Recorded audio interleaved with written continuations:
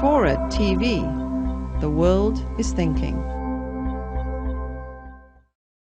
There is an asteroid discovered in December 2004 called Apophis, named for the Egyptian god of death and darkness. It was named only after its trajectory was identified to intersect that of Earth. Had that not been the case, we would not have named it Apophis. Could name it like Tiffany or something, or Bambi. You know, something not threatening. This one was headed towards Earth, Apophis. All right.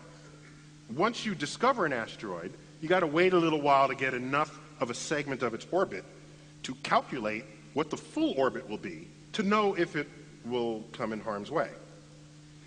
So, we did that. We, the community. I wasn't the one. We got peeps who do this. Okay? So, peeps, if you're over 30, means people. Okay? Forgive me. If I say you got peeps, it's people. It's actually a loving phrase, right? It's not little yellow marshmallow. They're not? No. Right. So, we get the orbit. Turns out, in the year 2029, the month of April, the 13th of April, a Friday, Apophis will come so close to Earth that it will dip below our orbiting communication satellites. And it is the size of the Rose Bowl. It'll be the largest, closest thing we have ever observed to come by Earth. Now, of course, a much bigger asteroid took out the dinosaurs, but we weren't around at the time. So this is in the era of observing the cosmos with technology. This will be the closest, biggest thing we'll ever see come by. Now, the orbit we now have for it is uncertain enough, because these things are hard to measure and hard to get an exact distance for. The orbit is uncertain enough, so we cannot tell you exactly where that trajectory will be. We know it won't hit Earth. We know it'll be closer than the orbiting satellites. There is a range, a 600-mile zone. We call it the keyhole. If the asteroid goes through the middle of that keyhole, it will hit the Earth 13 years later. It will hit the Earth.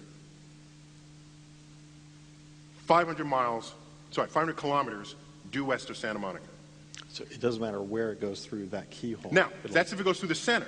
If it goes through other places within that keyhole, then the contact point shifts further into the Pacific or closer towards North America. Or something, yeah.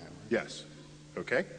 But if it goes through the center, it hits the Pacific Ocean, plunges down into the Pacific to a depth of 3 miles, at which point it explodes, cavitating the Pacific in a hole that's 3 miles wide, 3 miles deep.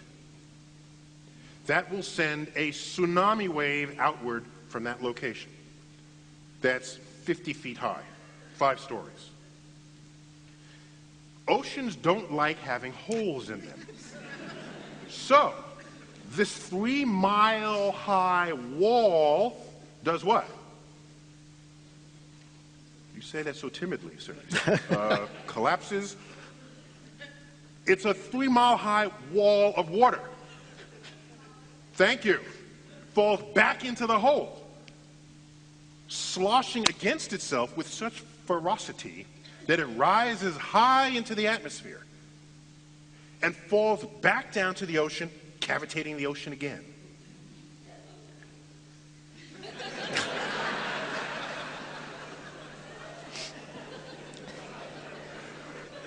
So now you make a cavity a second time. This cycle takes about 50 seconds. You can calculate it, okay? So here comes the first tsunami, and 50 seconds later comes another tsunami. So there you are on the beaches of Malibu, tsunami comes in. Now, unlike the tsunami in Indonesia, which was one wave that went deep into the shore, this first wave needs a supply of water to exist, so that the next wave actually sucks back on it to create itself. So, this tsunami will only go in about 1/4 mile.